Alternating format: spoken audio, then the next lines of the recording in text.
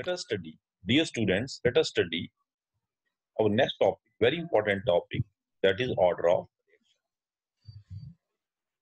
जैसा कि मैंने आपको बताया था कि जो हम बैलेंस्ड केमिकल इक्वेशन लिखते हैं उसमें जितनी कंसंट्रेटेड टर्म्स होती हैं डिफरेंट रिएक्टेंट्स की, जिनको हम स्टोइकोमेट्रिक कोएफिशिएंट्स भी कहते हैं, it is not necessary that concentration of all reactants participating in a chemical reaction may determine the rate of reaction. तो ये जरूरी नहीं है कि जो बैलेंस्ड केमिकल इक्वेशन में जो हमने कंसंट्रेटेड टर्म्स का नंबर दिखाया होता है उन सब पे रेट ऑफ रिएक्शन डिपेंड करेगा। रेट ऑफ रिएक्शन जिस कंसंट्रेटेड टर्म पे डिपेंड करेगा, कितनी पे करेगा, that is given by rate law equation. उसको हम किससे देते बच्चे? रेट लॉ इक्वेशन से, और एक्सप्रेस करते with the help of order of reaction. So what is order of reaction? Order of reaction is sum, S-U-M, sum of concentration terms on which rate actually depend. वो concentration terms जिन पे rate actually depend करे उनका सम, that is called order. ठीक है, अगर हम ये equation ले लें a plus bb, what is small a? Stoichiometric coefficient. What is small b? Stoichiometric coefficient. This is suppose balanced chemical equation. Experiment से हमने देखा कि rate does not depend upon small a concentrated term of a and small b concentrated term of b. Experimentally found it to depend upon alpha concentrated term of a and beta concentrated term of b. Alpha, beta, small a, small b क्या numbers हैं? 2, 3, 4 number of concentrated term, ठीक है ना? तो हमने क्या देखा experimentally कि depend upon alpha of a and beta of a. तो रेट लॉ इक्वेशन हमारी क्या हुई बच्चे? रेट लॉ इक्वेशन हुई एक्सपेरिमेंटल इक्वेशन, जिसको हम कहते हैं rate is equal to K A raise power alpha B raise power. What is alpha plus beta? Number of sum of concentrated term on which rate actually depend. Order of reaction को हम ऐसे भी define कर सकते हैं from rate law equation. Rate law equation की मदद से भी हम इसको डिफाइन कर सकते हैं। कैसे डिफाइन करेंगे? तो order of reaction is equal to sum of powers, SUM sum of powers to which concentration terms are raised in a rate law equation. मेरा कर्सर देखें बच्चे कहाँ घूम रहा है ये। sum of powers, SUM sum of powers to which concentration terms are raised in rate law equation. जैसे इस इक्वेशन में हमने concentration terms को रेज किया है alpha and beta. Order of reaction क्या हुआ बच्चे? Alpha plus beta. Alpha plus beta क्या है? It is sum of concentrated term on which rate actually depend. Rate law equation is experimental equation. इस चीज को दिमाग में रखना, rate law equation is experimental equation. Experiment से हमने देखा है कि रेट एक्चुअल में कौन सी कंसंट्रेटेड टर्म पे डिपेंड कर रहा है। ठीक है बच्चे, now its types. Order of reaction can be 0, can be 1, 2, 3 or even in fractions. Let us discuss one by one. First is zero order reaction. नाम से पता चलता है। What is zero order reaction? It is a reaction in which rate is independent of all concentrated terms. Rate किसी भी concentrated term पे depend नहीं करता। मतलब आप कंसंट्रेशन बढ़ाएंगे उस रिएक्टेंट की, रेट पे कोई फर्क नहीं पड़ेगा। जैसे combination of hydrogen and chlorine in presence of sunlight. Hydrogen और क्लोरीन को आप सनलाइट की प्रेजेंस में अगर कंबाइन करते हैं, हाइड्रोजन की कंसंट्रेशन चेंज करें, क्लोरीन की चेंज करें, we find that there is no effect on rate of reaction. So here rate is controlled by sunlight. यहाँ पे होता क्या है बच्चे? बेसिकली सनलाइट क्या करती है, वो क्लोरीन मॉलिक्यूल को ब्रेक करती है chlorine atoms then combine with hydrogen, it is chain reaction. They chain reaction. So here rate does not depend upon concentration of hydrogen chlorine, depend upon sunlight intensity. उस पे depend किया। इसी तरह बच्चे decomposition of ammonia on the surface of tungsten. Tungsten का surface rate को decide कर रहा है। सरफेस पे रिएक्शन होना, सरफेस ज्यादा होगा रेट ज्यादा होगा, सरफेस कम होगा रेट कम होगा। सरफेस आपने कम रखा है, कंसंट्रेशन बढ़ाते जाओ, रेट पे कोई फर्क नहीं पड़ना। ऑलरेडी सरफेस कवर हो चुका है किससे? अमोनिया से। और अमोनिया डालोगे तो सरफेस तो उतना ही ना बच्चे। याद रखें, here rate is controlled by surface of tungsten not the concentration of ammonia. इसकी रेट वाला इक्वेशन क्या होगी बच्चे? Rate is equal to k into ammonia raise power 0। Power कितनी है? 0। पावर 0 हुआ।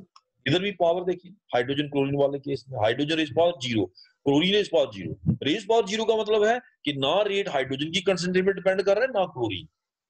ऑर्डर क्या हुआ? 0 प्लस 0 that is 0, 0 order reaction. Second is first order reaction. What is meant by first order? First order reaction बच्चे वो होता है जिसमें rate of reaction one concentrate term पे डिपेंड करे, वन, एक पे डिपेंड करे। इसकी बेस्ट एग्जांपल है, इसको जरूर आपने स्टडी करना है, very important example, decomposition of N2O5 dinitrogen pentoxide. इसका बैलेंस्ड इक्वेशन लिखिए आप। बैलेंस्ड इक्वेशन के हिसाब से it has 2 S stoichiometric coefficient N2O5। Balanced equation, अगर आपको इसका मैकेनिज्म पता नहीं होगा रिएक्शन का, अगर आपने इसके ऊपर एक्सपेरिमेंट नहीं किया होगा, आप यही कहेंगे कि इसमें ऑर्डर 2 होना चाहिए, बट इसका ऑर्डर 1 है। एक्सपेरिमेंट से देखा कि इसका ऑर्डर क्या है? 1। पहले मैं आपको ये समझा देता हूं कि एक्सपेरिमेंट से कैसे देखते कि ऑर्डर 1 है। सिंपल तरीका, ऐसे मेथड्स बहुत हैं, सिंपल तरीका कैसे देखते थे। ये इसकी रेट ला इक्वेशन मैंने लिखी बच्चे, rate is equal to k into N2O5 raise to power order, order 1 2 जितना भी है रेज पावर दैट कर दिया। अब सपोज करें आप कहते हैं नहीं इसका ऑर्डर 2 है, लेट अस सपोज इसका ऑर्डर 2 है। मैं क्या करता हूं बच्चे, इसके 2 एक्सपेरिमेंट करता हूं। पहले मैं 1 मोल लेके N2O5 का 1 मोल, ब्रैकेट में N2O5 रखने का मतलब क्या है? Molar concentration. मैं इसका 1 मोल लेता हूं और इसका रेट निकालता हूं कि रेट क्या है। मैं ये मान के चल रहा हूं इसका ऑर्डर 2 है, रेज पावर 2 है, जैसा आप बोल रहे हो, ठीक है। अब दूसरा केस में क्या लेता हूं बच्चे, मैं N2O5 की कंसेंट्रेशन 2 मोल लेता हूं, 2 मोल, ठीक है। फिर मैं देखता हूं रेट क्या है, एक्सपेरिमेंट से देखता हूं। एज पर इक्वेशन रेट कितने गुना बढ़ना चाहिए? 2 रेज पावर 2। अगर ऑर्डर 2 होता तो 2 रेज पावर 2, 4 गुना बढ़ना चाहिए था। रेट कितने गुना बढ़ना चाहिए था बच्चे? 4, बट 4 गुना नहीं बढ़ा बच्चे, रेट डबल हुआ। कंसेंट्रेशन डबल करने पे रेट कितना हुआ बच्चे? डबल। इसका मतलब है कि 2 रेज पावर 1 होना चाहिए, ना कि 2 रेज पावर 2। एक्सपेरिमेंट से हमने देखा कि कंसेंट्रेशन डबल करने से रेट क्या हुआ बच्चे? डबल हुआ। दैट इज 2 रेज पावर क्या होना चाहिए? 1। पहले आ गया रेट, पहली equation, rate is equal to k into 1 raise power 1। पहले 1 मोल रखा, फिर मैंने 2 मोल रखा, तो 2 रेज पावर 1, तो रेट क्या हुआ? 2 के। पहले रेट क्या था बच्चे? 1 के। अब रेट कितना हो गया? 2 के, डबल हुआ। मैं ये मान के चला कि ऑर्डर क्या है बच्चे? 1। तो एक्सपेरिमेंट से भी देखा बच्चे इसका ऑर्डर 1 ही है। अब आप मेरे से एक क्वेश्चन और करेंगे, ये पता है आपके दिमाग में आ रहा होगा, मेरे आप सामने नहीं है पर आपके दिमाग में आ रहा होगा। क्या क्वेश्चन? कि इसका ऑर्डर 1 कैसे है? इक्वेशन में तो 2 है। उसके लिए बच्चे इसके मैकेनिज्म को स्टडी करना पड़ेगा। Let us go to its mechanism, it is on page 11। ये देखिए पेज 11 पे इसका मैकेनिज्म दिया हुआ है बच्चे।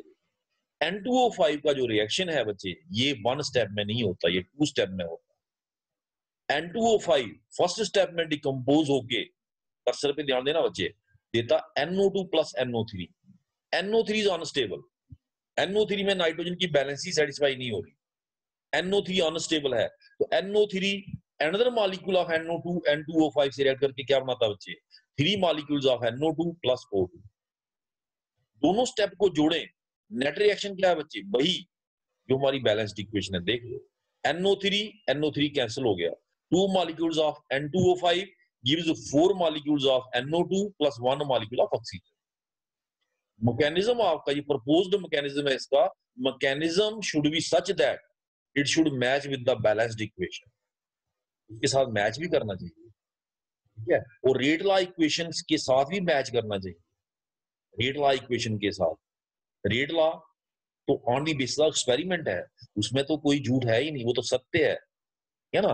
तो proposed mechanism should be in confirmation with the rate of reaction, rate law equation, इस इक्वेशन के साथ मैच करना चाहिए। अब देखिए ये मैकेनिज्म इसके साथ मैच कैसे कर रहा है। क्योंकि जो इसका पहला स्टेप है वो स्लो है। स्लो क्यों है? N2O5 स्टेबल से NO3 क्या बन रहा है? अनस्टेबल। स्टेबल से अनस्टेबल, नेचुरली स्लो स्टेप होगा। तो सेकंड स्टेप में अनस्टेबल से क्या बन रहा है? स्टेबल, फास्ट होगा। First step is slow, second step is fast. Rate always depend upon slow step. Rate हमेशा डिपेंड करता स्लो स्टेप पे। मैं आपको अलग से एक एग्जांपल देके समझा, पहले इसको समझ ले। तो rate always depend upon slow step.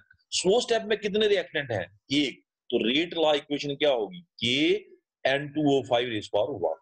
That is why it is A first order reaction. इसकी वजह से ये क्या है बच्चे? First order reaction. ठीक है। अब आप मेरे से क्वेश्चन करेंगे कि how rate depend upon slow step. Rate slow step पे कैसे डिपेंड करता है? जैसे बच्चे किसी फैक्ट्री में 5 वर्कर हैं, 5 वर्कर्स को हमने साइकिल बनाने का काम सौंपा है। अलग अलग साइकिल के वो पुर्जे बना रहे हैं। कोई हैंडल बना रहा है, कोई टायर बना रहा है, कोई फ्रेम बना रहा है, कोई उसकी काठी बना रहा है ना, अलग अलग। जो 5 वर्कर्स हैं वो रोज के साइकिल के जो उनको काम सौंपा गया वो 4-4 उसके पुर्जे बना देते हैं। 4-4, 5 में से 4 वर्कर ऐसे हैं जो 4-4 पुर्जे बना रहे हैं। एक वर्कर ऐसा है बच्चे जो सिर्फ 2 ही बना पा रहा है, उसका काम थोड़ा टफ है, उसके लिए वो हैंडल बना रहा है, उसका काम टफ है तो वो एक ही 2 ही बना रहा है। जब पहले वो लेथार्जिक है, वो 2 ही बना रहा है। अब बताएं शाम को साइकिल कितने तैयार हुए?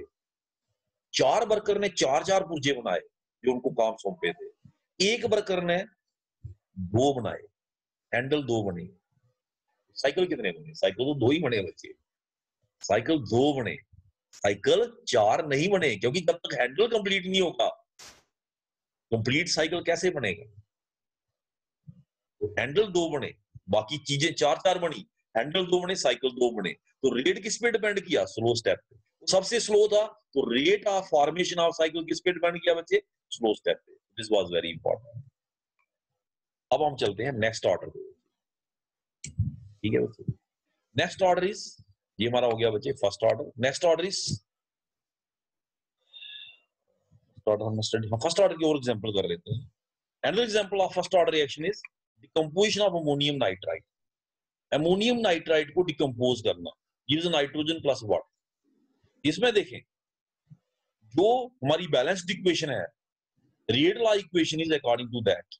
इसमें कोई फर्क नहीं। एक्सपेरिमेंट से हमने देखा, एक्सपेरिमेंट से वही आया। तो रेट लॉ इक्वेशन मे और may not be as per balanced equation, है ना। जो रेट लॉ इक्वेशन बताए ऑर्डर वो है, ऑर्डर वो है। रेट लॉ इक्वेशन से पता चलेगा कि रेट एक्चुअल में कितनी कंसंट्रेट टर्म पे डिपेंड करता है। क्या उतनी पे करता जितनी बैलेंस्ड इक्वेशन ने दिखाई है, या उससे कम पे डिपेंड करता है ना। ये है बच्चे, इस केस में सेम। एक और एग्जांपल बच्चे, hydrolysis of ethyl acetate. Hydrolysis of ethyl acetate in presence of acid और base catalyst using excess of water. Acid base तो कैटलिस्ट है, हाइड्रोलिसिस वाटर नहीं कर रही, और वाटर को उसने कहा एक्सेस। तो मुझे बताएं, 2 रिएक्टेंट, एक को आप बहुत एक्सेस में ले लेते हैं, ऑलरेडी एक्सेस में, हमें सपोज करें 0.2 मोल चाहिए, आपने 5 मोल डाल दिए पहले ही शुरुआत में ही। अब बताएं उसको और डालने से क्या रेट चेंज होगा? नो, वो ऑलरेडी एक्सेस में है। याद रखें, जो रिएक्टेंट एक्सेस में होता उस पर रेट कभी भी डिपेंड नहीं करता। वाटर चूंकि इजिली अवेलेबल है, सॉल्वेंट है, आप इसको एक्सेस में यूज कर सकते, इसलिए इसमें वाटर उसने लिखा एक्सेस में, मतलब रेट इस पे डिपेंड नहीं करेगा। दिखने में ये सेकंड ऑर्डर रिएक्शन दिखता है, लेकिन है क्या बच्चे? First order. Because upon water rate, on concentration of water here rate does not depend because water is being taken in excess। हाँ, अगर एग्जामिनर आपको लिखे इधर 1 मोल 1 मोल, एक्सेस में ना लिखे 1 मोल 1 मोल लिखे, मतलब then it is a second order. जहां कुछ ना लिखे, सिंपल लिखे वाटर, आपने उसको एक्सेस में ही मानना, वाटर सॉल्वेंट है। अगर एक्सेस में नहीं है तो उसको लिखना पड़ेगा बच्चे। इट इज फर्स्ट ऑर्डर है। सेकंड आ गया बच्चे सेकंड ऑर्डर। अंडरस्टूड है, अब आपको समझ आया होगा कंसेप्ट। सेकंड ऑर्डर रिएक्शन क्या है? Reaction in which rate depend upon 2 concentrate term, 2 पे डिपेंड करे। जैसे decomposition of HI, balanced equation लिखी हमने, ये इक्वेशन बैलेंस्ड है, कर्सर पे ध्यान दें। HI gives H2 plus I2, so here rate HI is equal to, जो हमारी बैलेंस्ड इक्वेशन है रेट लॉ इक्वेशन भी वही है, सेम है, एक्सपेरिमेंट से भी हमने वही देखा कि same order is 2। Saponification of ethyl acetate, saponification इस रिएक्शन को क्यों बोलते, क्योंकि इसमें सोडियम सॉल्ट ऑफ एसिड बनता है, और आपको पता होगा sodium salt of higher acids are soaps, ये सोप नहीं है, पर इस रिएक्शन का नाम, इस टाइप के रिएक्शन का नाम सैपोनिफिकेशन है। Hydrolysis of esters with NaOH is called saponification reaction because it gives soaps in case of higher acids। तो इथाइल एसीटेट को जब हमने NaOH से हाइड्रोलाइज किया, हमें क्या मिला, सोडियम एसीटेट और इथाइल, यहाँ पे ऑर्डर 2 है as per experimental rate law equation, order is 2। ये रिएक्शन और ऊपर वाला रिएक्शन बच्चे, दोनों में क्या फर्क है, वहां एसिड बेस कैटलिस्ट है और वाटर को यूज किया एक्सेस में, तो वाटर यहाँ पे रिएक्टेंट का काम कर रहा है और एक्सेस में है, हेंस ऑर्डर इज 1। यहाँ पे हमने हाइड्रोलिसिस किससे किया बच्चे, NaOH से, वाटर का रोल नहीं है यहाँ पे, कौन है, NaOH डायरेक्ट हाइड्रोलिसिस कर रहा है किसकी बच्चे, इथाइल एसीटेट। यहाँ पे रिएक्शन में फर्क है, हमने एक्सेस में नहीं लिया, केमिकल्स को हम एक्सेस में नहीं लेते नॉर्मली, पॉल्यूशन प्रॉब्लम, महंगाई, केमिकल्स महंगे होते, एक्सेस में यूज करेंगे वेस्टेज प्रोडक्ट जाएगा, वेस्ट होगा। We never use chemicals in excess, water being solvent we can use that in excess, that is a different, ठीक है ना बच्चे। तो यहाँ पे ऑर्डर क्या है बच्चे, 1, और इट इज डिटरमाइंड एक्सपेरिमेंटली, ऐसे नहीं मैं बोल रहा, इक्वेशन देख के मैं बोल रहा हूँ, it is on the basis of experimental equation. Third order reaction, third order क्या हो गया बच्चे, in which rate depend upon how many 3 concentrate term, जैसे combination of NO plus O2 gives nitrogen dioxide, combination of NO plus chlorine gives nitrosyl chloride। ये interesting case है, this case is interesting, NO plus chlorine,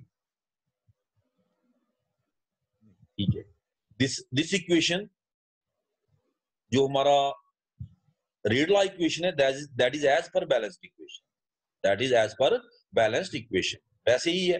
पर याद रखें, ये नहीं मैंने balanced equation देख के इस इक्वेशन को लिखा है, it is based on what, experiment. जो रेट लॉ इक्वेशन है that is based on experiment, and luckily it is same as that the balanced equation. मैं फिर से रिपीट करूंगा एंड में कि रेट लॉ इक्वेशन में जो सम ऑफ पावर्स है, जिसको हम ऑर्डर ऑफ रिएक्शन कहते हैं, दैट मे और may not be same as balanced equation. नहीं है कि वो हर बार अलग ही हो balanced equation, it may be same also, क्या बच्चे, बट ऑर्डर ऑफ रिएक्शन वही होता जो रेट लॉ इक्वेशन से निकले। कभी भी गलती नहीं करना किससे निकालने की, balanced equation is always based on experiment, it is always based on rate law equations. तो एंड में मैं फिर से डिफाइन करूंगा ऑर्डर ऑफ रिएक्शन को, it is sum of powers to which concentrate terms are raised in rate law equation. Order कितना हो गया बच्चे, 2 + 1, that is 3। Last, fractional order reactions, reactions in which order is in fraction, very important, combination of hydrogen and bromine, ध्यान से देखिए लोग, this is important, hydrogen raised power 1 but bromine raised power 1/2 and order is 1.5। इसमें ऐसा क्या हुआ होगा, इसमें बच्चे ब्रोमीन का हमें तो एक मॉलिक्यूल रिएक्ट करता हुआ दिख रहा है, but during the course of reaction एक रिएक्ट किया, उसमें से 50% order is what, order is 1.5, this is fractional order reaction। तो आपने देखा order can be 0, order can be first, order can be क्या बचे, second, order can be third and